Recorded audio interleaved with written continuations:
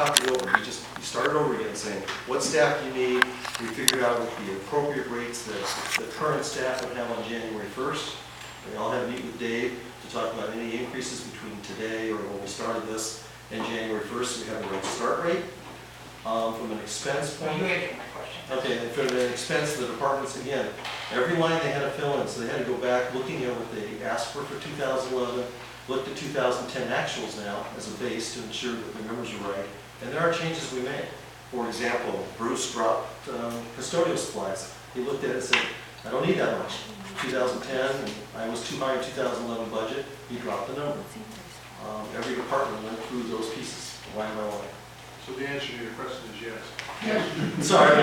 Well, for the rest of the audience, the comment was, we started with 2011 and just, that was our base and just made minor changes. We did not basically do it that way. We went back to the bottom line and said, fine, look at it, but you gotta go through the numbers again and improve what you need for 2012. Every one of the staff members or the managers met with Dave before they did it to talk about the service levels that Dave expected them to provide in 2012, what was in their 2011 budget, and had to agree before anyone could change their 2012 service levels. That Dave had agreed with before they even do it. So we try to cover every base before they start to do the numbers to get the most accurate budget we can put together. Thanks. Do I have other questions? Chuck? None of this includes capital? This is all Operational only. purely ops. The board has not made a decision on capital, or if they have not informed the staff. So this is purely ops. The thing with pools, just a question, trying to think out loud here. There's no amenities in the valley right now, except the parks and the trails that are very low cost type amenities. That are included in the dues. Pools would be the first one. I mean, you can't go to the golf course unless you pay. It's a user pay thing. So this would put the pools everybody could use, which is a great idea. The issue becomes, this might be one of your concerns. I'm sitting here thinking, okay, 2,900 dues payers. What happens if something happens, this drops to 2,500 dues payers? What happens then as far as the rest of the budget?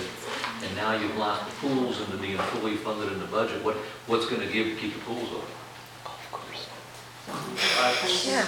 Here's how if I was a member and I was told my dues included the use of the pools, I would expect the pools to be open no matter what.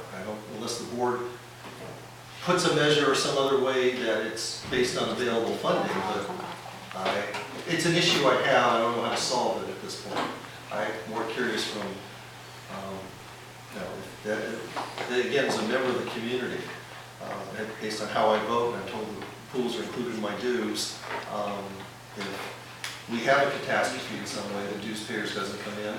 The golf course, we can't do the ninth hole the way we want to do it. We have to close down the ninth hole for 3 months to rebuild the bridge, which means the golf course's revenue will drop because a number of people won't come to play because it's a ninth hole golf course. I can name a number of scenarios that are in here that we could have a drop in revenue based on the economic stress. We have funds that if the pools are mandatory to be opened, if that's how someone would look at it, then we'd have to cut severely into other services. That's what it sounds like. But that's for the board to decide. I'm not a legal person. I'm just looking at it from my own way from a personal side. How would I do the budget and how would I deal with it? Well, I think that whether we include the pools or we don't include the pools, that we make assumptions on the income side of our budget, and if we get partway into the year and it becomes obvious to us that the income side of our budget is not going to work, we have to look at everything on the expense side of the budget and make decisions of what we have to do to comply with the new reality. I don't disagree with you, sir. I just would like to make sure that it was well explained to the members so there wasn't any false expectation. That's all. Thank you. Any other? I know the board hasn't talked about capital yet. Anybody have a feel for what capital is going to add to this, so the total dues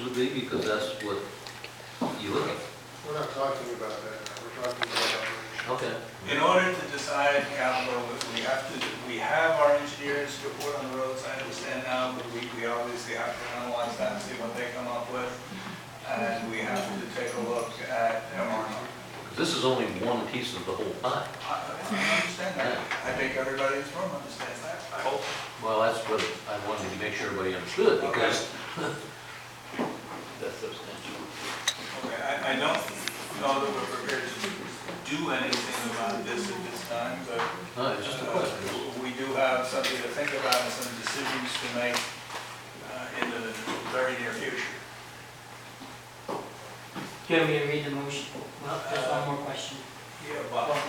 Yeah, I just want to say that this is exactly what we were asking for. I think the staff did a good job, and I think obviously, one of the most important things we have to discuss is the